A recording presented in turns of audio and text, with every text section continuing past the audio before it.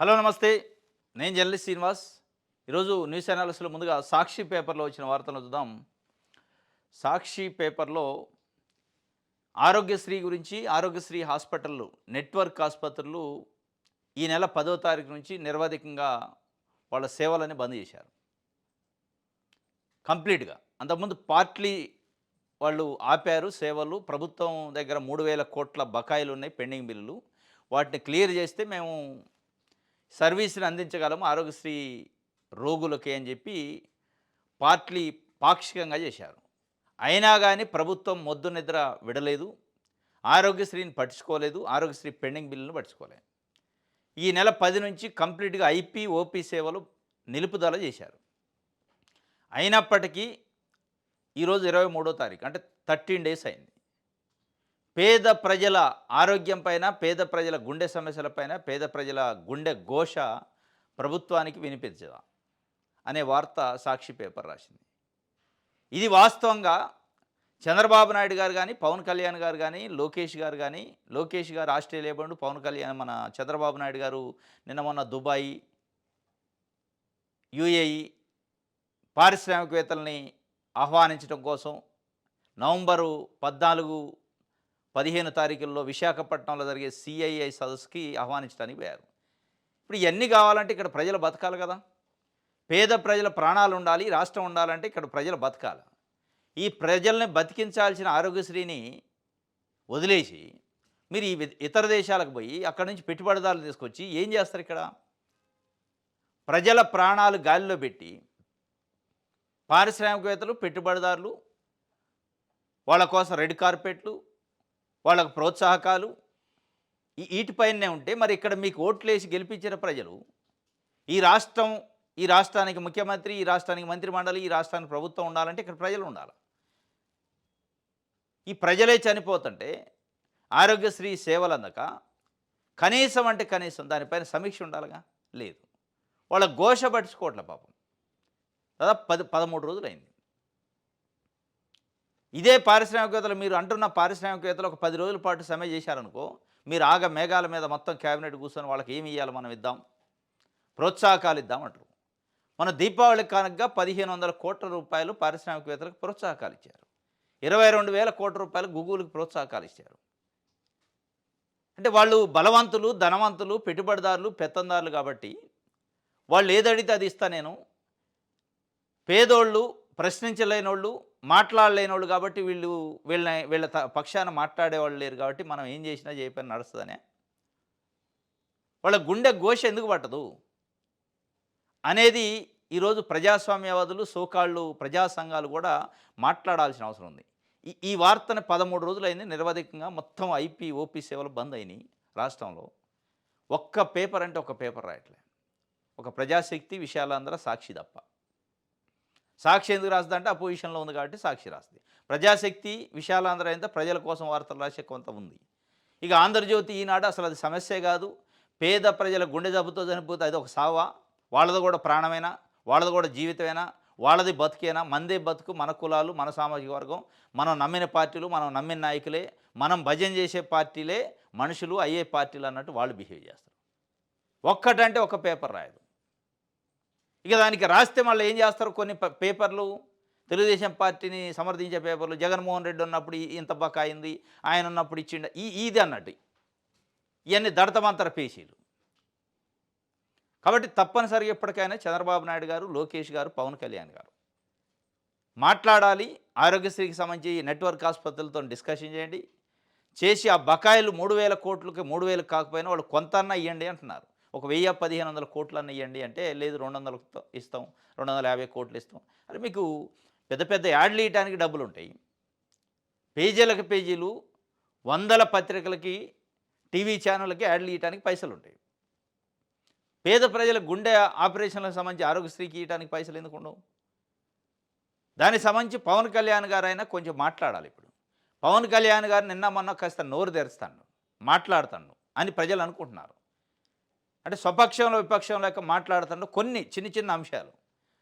మీరు మాట్లాడాల్సిన అంశాలు ఇంకా ఉన్నాయి. ప్రజల గురించి, పేదల గురించి, వాళ్ళ ఆరోగ్యం గురించి, ఆరోగ్యశ్రీ గురించి మాట్లాడితే ఇంకా అద్భుతంగా ఉంటుంది. అంటే చంద్రబాబు నాయుడు గారు దీనిపైన రివ్యూ చేయాలి. అవసరమైతే ఫారెన్‌లో ఉన్నా చేయొచ్చు జూమ్‌లో. మీరు అనేక విషయాలపై చేశారు. ఇది అత్యంత అవసరమైన సబ్జెక్టు. దీన్ని వదిలేసి నేను పారిశ్రామికవేత్తలను తీసుకొస్తా, మీరు రండి మా రాష్ట్రంలో మేము చూసుకుంటాం, మిమ్మల్ని కాపాడుకుంటాం అంటే మరి ఈ పేద ప్రజల్ని వీళ్ళనెవరు కాపాడాలి? ఇది ఆరోగ్యశ్రీ నెట్వర్క్ ఆసుపత్రుల సమ్మెతో పేదల పరిస్థితి దయనీయం. గాలిలో దీపంలా గుండె జబ్బు బాధితుల ప్రాణాలు. ఆసుపత్రుల్లో బైపాస్ సర్జరీలు చేయకపోవడంతో మందులతో నెట్టుకొస్తున్న వైనం. నేడు విజయవాడలో నెట్వర్క్ ఆసుపత్రుల యాజమాన్యాలు ధర్నా. 250 కోట్లు ఇస్తామంటూ ప్రభుత్వం బేరసారాలు. 3,000 కోట్లకు పైగా బకాయిలుంటే ఆసుపత్రులు ఎలా నడపాలి, బిల్లులన్నీ క్లియర్ చేయాల్సిందే అంటున్న యాజమాన్యాలు. ధర్నాకు రాష్ట్రం నలుమూలల నుంచి తరలి వస్తున్న యజమానులు, వైద్యులు. ఇది పరిస్థితి. ఇది ఇది కేవలం ఈ ఆసుపత్రుల యాజమాన్యాల ధర్నాగానే చూడొద్దు. ఇది పేద రోగుల ధర్నా. పేద రోగుల పక్షాన వాళ్ళు కూడా మాట్లాడుతున్నట్టు. వాళ్ళకు ఇప్పుడు వీళ్ళ బిల్లుల కోసం వాళ్ళని పేద ప్రజలను కూడా హైలైట్ చేస్తున్నట్టు పేద ప్రజల ఇష్యూని ప్రభుత్వం దృష్టికి తీసుకొస్తున్నట్టు. ప్రభుత్వం కేవలం బిల్లులు, హాస్పిటళ్ళు, యాజమాన్యాలు ఆ దృష్టితో చూడొద్దు. పేద ప్రజల ఆరోగ్యం అది ప్రాథమిక కర్తవ్యం. చూసి తొందరగా పరిష్కరించాలి. టీడీపీ నేత అరాచకం, బాలికపై లైంగిక దాడి యత్నం, తాతనంటూ ఇప్పటికే పలుమార్లు బాలికను తీసుకొని వెళ్ళిన వైనం. అడ్డగించిన వ్యక్తికి తాను కౌన్సిలర్ని బెదిరింపులు, స్థానికుల దేహశుద్ధి, పోలీసులకు అప్పగింత. కాకినాడ జిల్లా తుని మండలంలో దారుణం. తెలుగుదేశం పార్టీ నాయకుడు నారాయణరావు అటైన నిన్న గురుకుల పాఠశాలకి వెళ్ళి ఒక పాప తెలిసిన అమ్మాయిని తీసుకొని బయటికి నేను తాతనని చెప్పి ఆ రిజిస్టర్లో ఎంట్రీ చేసి తీసుకొచ్చిండట. ఒక సపోటా తోటలోకి తీసుకుపోయి ఊరు బయట ఆ అమ్మాయి పైన అత్యాచారం ప్రయత్నం చేసిండు. ఆ అమ్మాయి కేకలు వేయడంతో అక్కడ ఉన్న కొంతమంది చూసి అక్కడి నుంచి పంపించేశారు. దాని తర్వాత పాప ఇంట్లో చెప్పిన తర్వాత ఆయనకి దేహశుద్ధి చేసి మొత్తం కంప్లైంట్ చేస్తే రిమాండ్ చేసి లోపటేశారు. దీనిపైన ఈరోజు 1-2 పత్రికలు తప్ప సోకాళ్ళు తెలుగుదేశానికి భజన చేసే పత్రికలు ఇది అత్యాచారం కాదా? ఒక స్కూలు పాప పైన 60 సంవత్సరాలు 50 సంవత్సరాలు ఉన్న ఒక మనిషి తెలుగుదేశం పార్టీ జెండా కప్పుకుండా అని చెప్పి అత్యాచారం ప్రయత్నం చేసి అత్యాచారం చేస్తే అది కేసు కాదా? ఆయన జైలుకు పోలేదు, దాని గురించి వార్త రాయకూడదా? రాయలే. అంటే ఏ స్థాయిలో పేపర్ల సైకాలజీ యాటిట్యూడ్ ఎట్లా ఉందనేది, టీవీ ఛానళ్ళు యాటిట్యూడ్ ఎట్లా ఉంది, దేనికోసం వాళ్ళు పనిచేస్తారు అనే దానికి ఇది ఉదాహరణ. ఇంతకంటే దారుణం ఉంటుందా? 8వ తరగతి చదువుతున్న అమ్మాయి పైన తాతనని చెప్పి అత్యాచారానికి ప్రయత్నం చేస్తే అక్కడ కొంతమంది చూసి పంపిస్తే వచ్చిన వ్యక్తి పైన కేసు అయితే దేహశుద్ధి చేస్తే స్థానిక ప్రజలు ఒళ్ళు ఓనం చేసి శిక్షిస్తే కేసు అయ్యి రిమాండ్ చేస్తే దాని గురించి వార్త లేదు కొన్ని పేపర్లు. ఈరోజు వాళ్ళు మేము దమ్మున్న ఛానళ్ళు, దమ్మున్న పత్రికలు అంటారు. మరి దమ్మున్న పత్రికలు ఇట్లాంటి వార్తలు ఎందుకు రాయారు? దమ్ము లేదా? అంటే తెలుగుదేశం పార్టీ కండువ కనపడితే తెలుగుదేశం పార్టీ షర్ట్ వేసుకుంటే దమ్ము పోద్దే. మీ దమ్ము దేని గురించి దమ్ము? అంటే తెలుగుదేశం పార్టీని మోయటానికి ఉందా మీ దమ్ము? ఇట్లాంటి పేద ప్రజల గురించి మాట్లాడటానికి, పేద ప్రజల గురించి రాయటానికి మీ ఛానళ్ళు, మీ టీవీ ఛానళ్ళు, మీ పత్రికలు పనిచేయవా? దమ్ము లేదా? రాయాలా ఈరోజు వార్త దీని గురించి? ఎక్కడో లోపల పేజీలో దానికి ఏదేదో రాశారు. తెలుగుదేశం పార్టీ నాయకుడు అని ఎక్కడ రాయలే. మళ్ళా ఇంకొక సంక్షేమ హాస్టల్ బాలిక పైన కూడా లైంగిక దాడి. అవసరమైన వస్తువులు కొనిస్తానని మాయమాటలు చెప్పి స్నేహితుడితో కలిసి బైక్పై బాలికలను తీసుకెళ్లిన యువకుడు హోటల్కి తీసుకెళ్లి అఘాయిత్యం. తూర్పుగోదావరి జిల్లా రాజమహేంద్రవరంలో ఘటన. మరి ఏం చేస్తారు ఈ గురుకులాలు కూడా? ఆ ఎడ్యుకేషన్ మినిస్టర్ గారు లోకేష్ గారు దీనిపైన సమీక్ష చేయాలి. గురుకులాల్లో పేరెంట్స్ ఎవరు అనేది ముందే ఇస్తే రిజిస్టర్లో ఫోటోలు అంటించుకుంటారు. వీళ్ళు వస్తే తప్ప మా పిల్లల్ని వేరే వాళ్ళతో పంపొద్దు అని. మరి ఏది లేదు, ఒక నిబంధన లేదు, ఒక రూల్స్ లేదు, ఏది మన్ను మశానం లేకుండానే ఎవరు వస్తే వాళ్ళు మా చుట్టం అనగానే పంపించేస్తే ఇట్లాంటి అఘాయిత్యాలు జరిగితే ఎవరు బాధ్యులు? కనీసం ఆ ప్రిన్సిపలా, వాడేనా, హౌజు టీచర్సా? వాళ్ళకన్నా కొంచెమన్నా బుద్ధి జ్ఞానం ఉండాలిగా. కనీసం ఈ రోజుల్లో ఫోన్లు ఉన్నాయి, ఫోన్ లేని మనిషి లేడు కదా. మీ పాప కోసం సో పర్సన్ వచ్చిండు, మీరే పంపారా? అతనితో బయటికి పంపించమంటారా అనేది కనీసం క్రాస్ చెక్ చేసుకోవాలి కదా. ఏ కొంపల మునిగేది ఏముందా? టైం ఏమైనా లేట్ అయ్యేది ఉందా? 10 నిమిషాల పని కూడా కాదు, నిమిషం పని ఫోన్ కలపటం. ఏది లేకుండా ఎవరంటే వాళ్ళు వస్తే వాళ్ళు ఎంట పంపిస్తే ఇగో ఇట్లాంటి అత్యాచారాలు, అఘాయిత్యాలు జరుగుతుంటే జరిగిన తర్వాత ఎవరు బాధ్యులు? అదే మీ పిల్లల్ని అయితే అట్లే పంపిస్తారా? ఇదే అంశం పైన లోకేష్ గారు అద్భుతమైన విద్యా వ్యవస్థ మంది నో అడ్మిషన్‌ల బోర్డులు ఉన్నాయంటుండు. ఈ అద్భుతమైన విద్యా వ్యవస్థలో మీ పిల్లలు చదవరు. మీ పిల్లలు చదివితే మీకు ఆ పెయిన్ తెలుస్తది. ఇట్లా పంపిస్తున్నప్పుడు కనీసం రివ్యూ చేసి ఆ గురుకులాల సెక్రటరీలకు ఆదేశాలిచ్చి, ఒక బుక్ మెయింటైన్ చేయండి. ఆ బుక్‌లో పేరెంట్స్ డీటెయిల్స్ రాయండి. వాళ్ళొస్తేనే పంపే ఏర్పాటు చేయండి. లేదా అనివార్యంగా ఏదన్నా రాలేని పరిస్థితి ఉంటే వాళ్ళ రిఫరెన్స్‌తోని, వాళ్ళ ఫోన్ రిఫరెన్స్‌తోని పంపించాలి తప్ప, ఎట్టి పరిస్థితుల్లో పంపించొద్దని కనీసం ఆదేశాలు ఇయ్యలేరా? అది తీరిక లేదు. బిల్లుల కోసం రోడ్డెక్కిన కాంట్రాక్టర్లు, గ్రామాల్లో ఇంటింటికి కుళాయిలు ఏర్పాటు చేసిన చిన్న కాంట్రాక్టర్లకు 826 కోట్ల బకాయిలు. బిల్లులు చెల్లించాలంటూ ఆర్‌డబ్ల్యూఎస్ ఈఎన్సీ ఆఫీస్ ముందు ధర్నా. చిన్న కాంట్రాక్టర్లపై వివక్ష చూపిస్తున్నారంటూ మండిపాటు. ముందు పనులు చేసిన వారికి ముందు బిల్లులు చెల్లించాలని డిమాండు. విజయవాడ గొల్లపూడిలో నల్ల బ్యాడ్జీలు ర్యాలీ. బిల్లుల కోసం హాస్పిటల్ యజమానులు ధర్నా, బిల్లుల కోసం కాంట్రాక్టర్ల ధర్నా. ఇక మధ్యాహ్న భోజన కార్మికులు వాళ్ళ ధర్నా వాళ్ళు. అంటే మొత్తానికి రాష్ట్రం ఇక ఏదైనా మీటింగ్ పెడితే చంద్రబాబు నాయుడు గారు ఏం మాట్లాడతారంటే, కేంద్రం సహకారంతోనే అద్భుతంగా మనం ముందుకు పోతున్నాం, అద్భుతమైన అభివృద్ధి జరుగుతుంది, అద్భుతంగా నిధులు వస్తున్నాయి, ఏది అడిగితే అది చేస్తున్నారు అంటున్నారు. మరి ఏది అడిగితే అది చేసి అద్భుతంగా ఉన్నాక ఈ బిల్లుల కోసం ధర్నాలైంది, హాస్పిటలోళ్ళు ధర్నా అయింది, కాంట్రాక్టర్లు ధర్నా అయింది, కార్మికులు ధర్నా అయింది. దేనికోసం చేస్తున్నారు? మరి మీకు అంత అద్భుతంగా కేంద్రం నుంచి సహకారం ఉన్నాక, నిధులు వస్తున్నాక ఎందుకు క్లియర్ చేయలేకపోతున్నారు? ఎందుకు రాష్ట్రం ముందుకు పోవట్లే? హై స్పీడ్‌తోని పోతుంది. ఆ స్పీడ్ ఎక్కడుంది? దేంట్లో స్పీడు? అనేది తెలవని పరిస్థితి. ఇది ఒక వార్త అయితే రైట్. ప్రసూతి వైద్య సేవలపై స్పెషల్ ఫోకస్. ప్రసూతి మరణాలను తేలిగ్గా తీసుకోవద్దు. Maternal death audit must. Sridurga మృతిపై నివేదిక ఇవ్వండి. ఆ ఘటనపై విచారణకు డిప్యూటీ సీఎం పవన్ కళ్యాణ్ ఆదేశం. కాకినాడ కలెక్టరు పడా ప్రాజెక్ట్ డైరెక్టర్తో వీడియో కాన్ఫరెన్సు. ఆధునిక వైద్య విధానాలను అందుబాటులో ఉన్న తరుణంలో ప్రసూతి సమయంలో అందించే సేవలపై ప్రత్యేక శ్రద్ధ చూపాలని పట్టణ, గ్రామీణ ప్రాంతాల్లో ప్రభుత్వ వైద్యులు, నర్సింగ్ సిబ్బందికి ఎప్పటికప్పుడు ఇందుకు సంబంధించిన సేవలపై అనుభవజ్ఞులతో అవగాహన కార్యక్రమాలు నిర్వహించాలని రాష్ట్ర ఉప ముఖ్యమంత్రి పవన్ కళ్యాణ్ స్పష్టం చేశారు. బుధవారం మధ్యాహ్నం క్యాంపు కార్యాలయం నుంచి కాకినాడ జిల్లా collector, Pithapuram area development authority project డైరెక్టర్తో వీడియో కాన్ఫరెన్స్లు నిర్వహించారు. ఇటీవల పిఠాపురం నియోజకవర్గం చేబ్రోలుకు చెందిన దొండపాటి శ్రీదుర్గ పిఠాపురం ప్రభుత్వ ఆసుపత్రిలో బిడ్డను ప్రసవించడం, అనంతరం అపస్మారక స్థితికి చేరుకోవడం, కాకినాడ ఆసుపత్రిలో తరలించగా మృతి చెందిన ఘటనపై సమీక్ష నిర్వహించారు.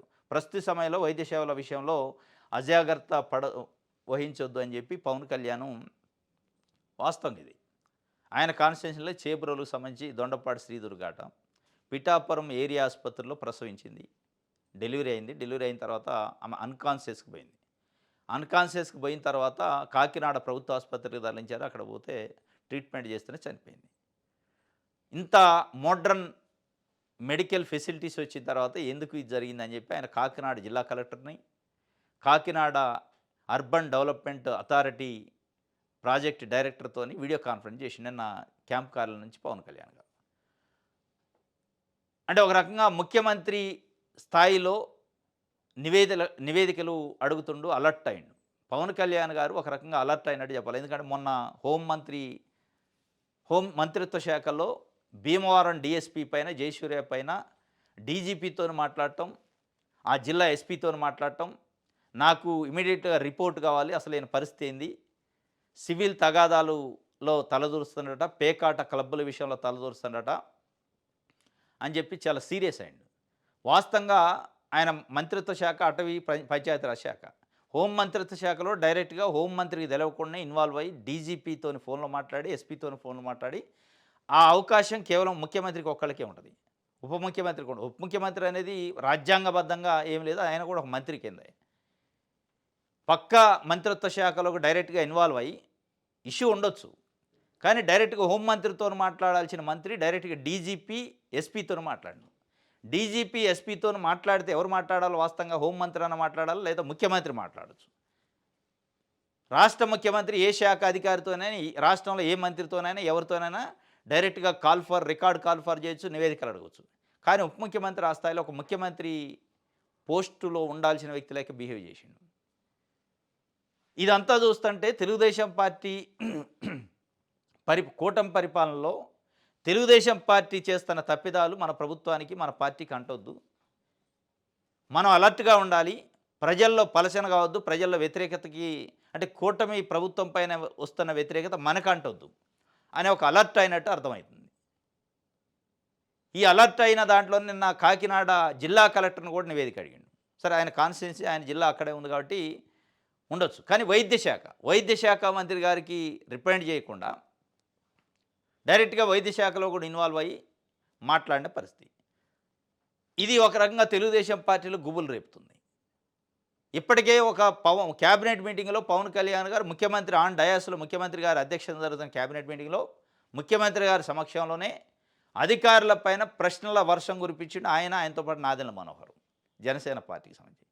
లూలు కంపెనీకి ఇచ్చే భూముల విషయం, లూలు కంపెనీ వ్యవహరిస్తున్న తీరు, లూలు కంపెనీ ఎవరికి ఉద్యోగాలు ఇస్తుంది, లూలు కంపెనీ అసలు చేసే పని ఏంటి, వ్యాపారం ఏంటి అనే విషయాలపైన సూటిగా తడబడకుండా ప్రశ్నలు అడిగిండు. ఇది ఒక రకంగా అధికారులను అడిగినట్టు కాదు, చంద్రబాబు నాయుడు గారిని అడిగినట్టు. ఎందుకు చంద్రబాబు నాయుడు గారిని అడిగినట్టు అంటే లూలు కంపెనీ చంద్రబాబు నాయుడు గారికి ప్రీతిపాత్రమైంది. లూలు కంపెనీ అధినేతకి కారు దాకపోయి సెండ్ ఆఫ్ ఇచ్చిన దాఖలాలు చూసినాం మనం.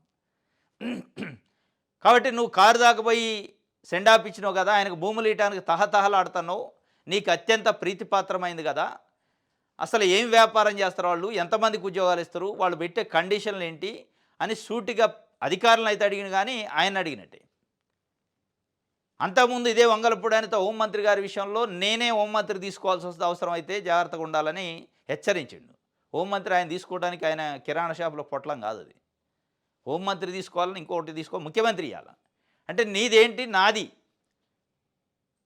నేను లేకపోతే నువ్వు ముఖ్యమంత్రి కాకపోవు, నేను లేకపోతే కూటమి ఉండకపోవు, నేను లేకపోతే ప్రభుత్వం రాకపోవు, కాబట్టి నేనేది చెప్తే అది నడుస్తుందనే ధైర్యం చెప్పలేము. కానీ రాజమండ్రి సెంట్రల్ జైల్లో తెలుగుదేశం పార్టీకి భరోసా ధైర్యం ఇచ్చిండు. ఆ భరోసానే ఇంకా గుర్తుపెట్టుకున్నాం. ఆ ధైర్యంతోనే కానీ మొత్తానికి అయితే అలర్ట్ అయిండు, ఇన్వాల్వ్ అయిండు, యాక్టివ్ అయిండు పవన్ కళ్యాణ్. ఈ యాక్టివ్నెస్ ఈ తిరుపతిలో కల్తీ లడ్డప్పుడు, తొక్కీసలాటప్పుడు, లేదా బియ్యం ఇష్యూలోనో ఇట్లా కొన్నిట్లలో వచ్చింది. కానీ అది జనరలైజ్. ఇది డైరెక్ట్గా ఒక డిపార్ట్మెంట్లోకి ఇన్వాల్వ్ అయ్యి డిపార్ట్మెంట్ అధికారులకి ఆదేశాలు జారీ చేసి ఫోన్లు చేసి రిపోర్ట్ తెప్పించుకోవడం అంటే ఇది రకంగా అది జనరల్ స్టేట్మెంట్లు వేరు. అడ్మినిస్ట్రేటివ్ ప్రాసెస్లోకి ఎంటర్ అయ్యి హైరార్కీ చేయటం, హైరార్కీని సిస్టాన్ని తప్పుదోవ పట్టించి బైపాస్ చేసి కూడా ఇన్వాల్వ్ అవుతుందంటే ఒక రకంగా ఇది Telugu Desam party weak point, Telugu Desam party గుబులు రేపే అంశమే.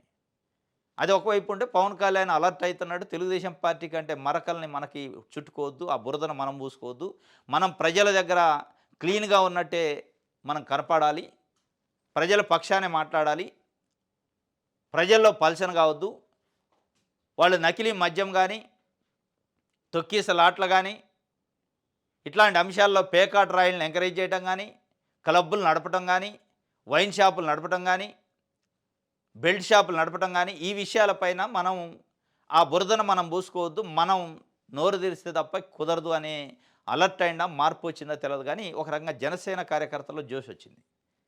ఇది తెలుగుదేశం పార్టీ నేతల్లో గుబులు రేపుతుంది. ఆ గుబులు ఎందుకు రేపుతుందంటే నిన్న ఉండి ఎమ్మెల్యే ఉపసభాపతి రఘురామకృష్ణరాజు నోరు తెరిచిండు. ఆయనతోని మరి చంద్రబాబు నాయుడు గారు లోకేష్ గారు నోరు తెరిపించారా?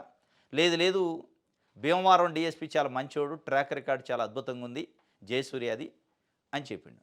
ఒకవైపు ఆయన పనితనం బాగలేదు, ఆయన డైరెక్ట్గా ఇన్వాల్వ్ అవుతుండు, సివిల్ తగాదాల్లో పేకాట క్లబ్బుల విషయంలో ఇన్వాల్వ్ అవుతుండు, ఆయన పైన డైరెక్ట్గా డీజీపీతోనే మాట్లాడే పరిస్థితి వచ్చాక లేదు ఆయన మంచోడు అని తెలుగుదేశం పార్టీ ఎమ్మెల్యే చెప్తుండు. అంటే తెలుగుదేశం పార్టీలో వచ్చిన గుబులకి అది సంకేతం, తెలుగుదేశం పార్టీ నాయకుల్లో వచ్చిన గుబులకి చంద్రబాబు నాయుడు గారిలో వచ్చిన గుబులకి అది సంకేతం. ఇక్కడ లూలు కంపెనీ రోజే డైరెక్ట్గా మొహం పట్టుకొని అడిగిండు. ఆ రోజు ఏం చెప్పలేని పరిస్థితి. ఇక అనివార్యంగా పవన్ కళ్యాణ్ని వారిస్తే అది పెద్ద అయ్యేటట్టుంది. కాబట్టి అధికారులని అట్టెట్లా ఉంటుంది, లూలు కంపెనీ ఏదంటే అది కండిషన్ పెడితే ఒప్పుకునేది లేదు అని మాట మాత్రంగా చెప్పాల్సి వచ్చింది మొహమాటానికి. కానీ సూటిగా ఆయనకే గుచ్చుకున్నాయి ఆ ప్రశ్నలు. నిన్న హోంమంత్రిత్వ శాఖలో ఇన్వాల్వ్ అయింది కూడా చంద్రబాబు నాయుడు గారికే చుట్టుకుంది. ఎందుకంటే గతంలో హోంమంత్రి చక్కగా చేయకపోతే నేనే పదవి గుంజుకుంటా అన్నట్టు ఒక రకంగా గుంజుకున్నట్టే ఇప్పుడు ఇండైరెక్ట్గా సంకేతాలు ఇచ్చినట్టే ఇది తెలుగుదేశం పార్టీలో గుబులు రేపింది. ఆ గుబులు నిన్న రఘురామకృష్ణరాజు రూపంలో బయటకొచ్చింది. రైట్.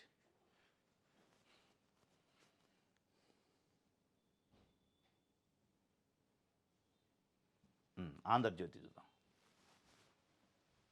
100 కోట్లతో లైబ్రరీ అమరావతిలో ఉచితంగా ప్రపంచ స్థాయి గ్రంథాలయం నిర్మిస్తాం. ముందుకొచ్చిన శోభా గ్రూపు. శోభా గ్రూపు ఒక 100 కోట్లతో లైబ్రరీ నిర్మిస్తున్నంత అది పెద్ద బ్యానర్ ఐటమ్ అయింది ఈరోజు ఆంధ్రజ్యోతికి. ఆరోగ్యశ్రీ బాధితులు గుండెలాగి చనిపోతుంటే ఆరోగ్యశ్రీ సేవలు బంద్ అయితే రాయాలి. ఈ శోభా గ్రూప్ 100 కోట్లు ఎందుకు ఇస్తుంది? ఆ 100 కోట్లైనకున్న తతంగం ఏంది? ఈ P4లలో ఈ 100 కోట్ల కథ ఏంది? P4తో పెట్టిన సంపన్నులు వచ్చి బంగారు కుటుంబాలను దత్తత తీసుకోవాలంటే మేము దత్తత తీసుకుంటాం కానీ మాకేందని వాళ్ళు అడిగారు. అది అటుపోయింది. అది మొత్తం చాప కింద చుట్టేశారు. ఇప్పుడు ఈ 100 కోట్లు ఇయ్యంగానే 100 కోట్లతో పెద్ద హైలైట్ చేసిండు. ఎవరి శోభా గ్రూపు? ఈ శోభా గ్రూప్ 100 కోట్లు ఎందుకు ఎత్తుంది? దీంట్లో ఉన్న క్విడ్ ప్రోకో ఏంది? ఈ 100 కోట్ల లైబ్రరీకి ఎంత హంగామా అయింది, ఎంత పబ్లిసిటీ అయింది అనేది పక్కన పెడితే పేద ప్రజల గురించి వార్తలు రాయండి. పేద ప్రజలు వైద్య సేవలు బంద్ అయి 13 రోజులైంది, చనిపోతున్నారు, గుండెలు ఆగిపోతున్నాయి, గుండె ఆపరేషన్లు ఆగిపోయినాయి. వాటి గురించి వార్తలు రాయండి. లైబ్రరీ కడితే కట్టిన తర్వాత ఎట్లా భయం చేద్దరు మీరు. హై స్పీడ్ ఏపీ అట రాష్ట్రానికి 2 ఎలివేటెడ్ రైలు కారిడార్లు, వ్యయము 5,42,000 కోట్లు, వేగం 350 కిలోమీటర్లు. హైదరాబాద్ చెన్నైకి 760 కిలోమీటర్ల వ్యయం, 3,04,000 కోట్లు. రాష్ట్రంలో 7 జిల్లాలు, 9 ప్రత్యేక స్టేషన్లు, 504 కిలోమీటర్ల లైను. హైదరాబాద్ బెంగళూరు 605 కిలోమీటర్లు, 2.38 లక్షల కోట్ల ఖర్చు. రాష్ట్రంలో 4 జిల్లాలు, 6 ప్రత్యేక స్టేషన్లు, 263 కిలోమీటర్ల లైను. ఇది ఒక భజన. ఇది వాస్తవంగా హై స్పీడ్ ఏపీ కాదు, తెలంగాణకి చెన్నైకి మధ్యలో, తెలంగాణకి బెంగళూరుకి మధ్యలో, తెలంగాణ కర్ణాటక, తెలంగాణ తమిళనాడు రాష్ట్రాలకు హై స్పీడ్ ట్రైన్కి ప్రపోజల్ 5,42,000 కోట్లు. దీంట్లో మధ్యలో ఏపీ ఉందంతే. ఏపీ నుంచి స్టార్ట్ అయినట్టు రాసింది వార్త. ఈ హై స్పీడ్ హైదరాబాద్ నుంచి స్టార్ట్ అయింది. హైదరాబాద్ బెంగళూరు, హైదరాబాద్ చెన్నై, 350 కిలోమీటర్ల గంటకి ప్రయాణం అట. దాంట్లో ఏపీ కూడా కవర్ అవుతుంది. దాని గురించి హై స్పీడ్ చంద్రబాబు నాయుడు గారి వలన వచ్చింది, కూటమి వలన వచ్చింది అనే పద్ధతిలో వీళ్ళ భజన అన్నట్టు. ఇది రొటీన్గా సెంట్రల్ గవర్నమెంట్ ప్రాసెస్లో వచ్చింది. అది భీమవరం డిఎస్పీకి మంచి ట్రాక్ రికార్డు ఉందట. ఉండి నియోజకవర్గంలో పేకాట శిబిరాలు లేవు. 13 ముక్కలాటకు సుప్రీం ఓకే చెప్పింది. పవన్ ఇతర శాఖలపైన దృష్టి పెట్టడం సంతోషం. భీమవరం డిఎస్పీకి మంచి ట్రాక్ రికార్డు ఉంది. మరి ఇతర శాఖల్లో ఏలు పెడితే సంతోషంగా ఎట్లుంటుంది? మంచి ఆఫీసర్ని బలి చేస్తాడు కదా మీ దృష్టిలో. ఈ మాటల్లో మతలబ్ ఏంటి? ఈ మాటలు అనిపిస్తున్నది ఎవరు? ఈ గుబులేంటి? ఈ భుజాలు దడుపుకోవడం ఏంది? నిన్న ఇదే ఇప్పుడు హెల్త్ ఇష్యూ పైన కూడా పిఠాపురంలో అంటే కాకినాడ ఆసుపత్రిలో చనిపోయిన శ్రీదుర్గ పైన ఒక చాలా సీరియస్గా జిల్లా కలెక్టర్కి వాళ్ళకి ఆదేశాలు జారీ చేసిండు పవన్ కళ్యాణ్ గారు. ఎక్కడ వార్త లేదు. ఒక రకంగా తెలుగుదేశం పార్టీకి భజన చేసే పత్రికలు పవన్ కళ్యాణ్ గురించి వార్తలు రాయట్లేదంటే పవన్ కళ్యాణ్ ప్రశ్నించిన దాన్ని అంటే ప్రభుత్వాన్ని ఇరుకుని పెట్టేదో తెలుగుదేశం పార్టీని ఇరుకుని పెట్టేటట్టు ప్రజల గురించి మాట్లాడితే వార్తలు రాయరు. అదే జగన్మోహన్ రెడ్డి గురించి వైసీపీ గురించి మాట్లాడితే పెద్ద బ్యానర్ ఐటమ్ ఆయన ఫోటో ఉంటుంది. వైఎస్ సునీత కానీ వైఎస్ షర్మిల కానీ పవన్ కళ్యాణ్ గారి పరిస్థితి ఎట్లా ఉందంటే కేవలం రాజశేఖర్ రెడ్డి కుటుంబాన్నో జగన్మోహన్ రెడ్డి ప్రభుత్వాన్ని విమర్శిస్తే గతంలో చేసిన పనినో బ్యానర్ ఐటమ్గా తెలుగుదేశం పార్టీ పత్రికలలో ఉంటుంది. అదే ప్రజల గురించి మాట్లాడితే ప్రభుత్వం గురించి ప్రశ్నిస్తే వార్త ఉండదు. డైరెక్ట్గా ఇది వార్త లేదు. కానీ ఉండి ఎమ్మెల్యే మాట్లాడిందని రాశారు. ట్రాక్ రికార్డు జయసూర్య బాగుందంటే అంటే బాగుందంటే పవన్ కళ్యాణ్ తప్పు చేసినట్టు. ఇప్పుడు పవన్ కళ్యాణ్ నువ్వు చెప్పింది తప్పు, ఆయన మంచోడు అని చెప్తుంది తెలుగుదేశం పార్టీ, వాళ్ళ మోసే పత్రిక. ఇది ఒక రకంగా తెలుగుదేశం పార్టీ విషయంలో అలర్ట్ అయినట్టే అర్థం చేసుకోవాలి పవన్ కళ్యాణ్.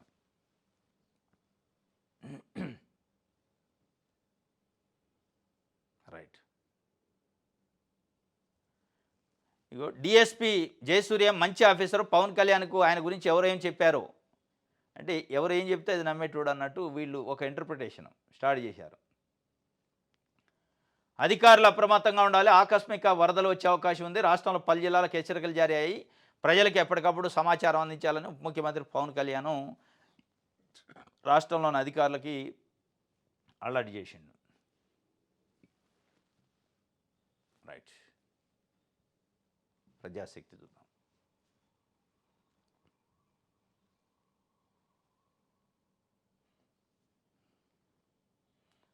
ఆరోగ్యశ్రీ వైద్య సేవల పునరుద్ధరణకు చర్యలు సిపిఎం రాష్ట్ర కార్యదర్శి వి శ్రీనివాసరావు డిమాండ్. ఇది ప్రజాశక్తి, విశాలాంధ్ర, సాక్షి తప్ప ఆరోగ్యశ్రీ గురించి ఎక్కడ రాయలే మిగతా పత్రికలు. వీళ్ళు రాశారు, డిమాండ్ చేసిండు వి శ్రీనివాసరావు, సిపిఎం పార్టీ రాష్ట్ర కార్యదర్శి. విశాఖ స్టీల్ ప్లాంట్ అమ్మకం ఆపాల్సిందే, విద్యార్థి యువజన సంఘాలు జేఏసీ ఆధ్వర్యాన శంకారావం. విశాఖ స్టీల్ ఫ్యాక్టరీ అమ్మకం ఆపాల్సిందంటే అమ్మకం ఎక్కడదని తెలుగుదేశం పార్టీ, జనసేన చెప్తా ఉంటుంది. 11,440 కోట్లు ప్రోత్సాహం ఇచ్చారు, అయిపోయిందిగా. దాంట్లో ఉన్న ఉద్యోగులను విడుదల వరకు తొలగిస్తాను. వీళ్ళు విశాఖ స్టీల్ ఫ్యాక్టరీ గురించి ప్రజలు అడుగుతుంటే వాళ్ళు ప్రైవేటు ఆర్సెల్ఆర్ మెటల్ కంపెనీ గురించి వాళ్ళు మాట్లాడుతాను. అది ఎంత తొందర తేవాలి, వాళ్ళకి ఎంత ప్రోత్సాహకాలు ఇవ్వాలి అని చెప్పి విషయాలందరూ చూద్దాం.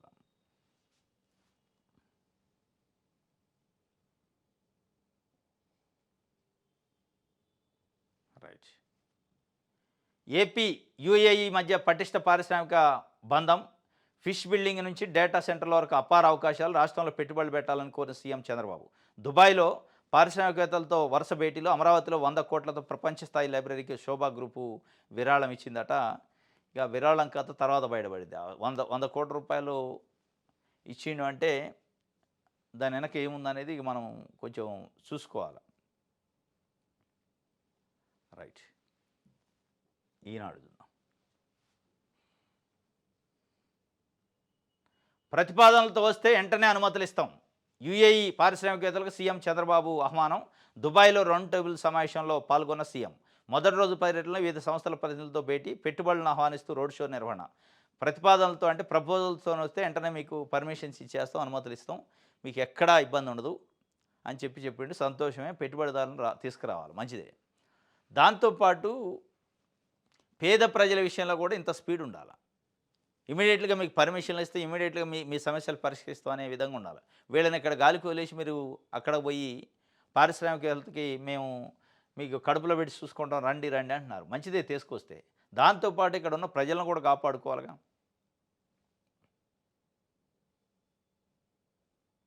రైట్.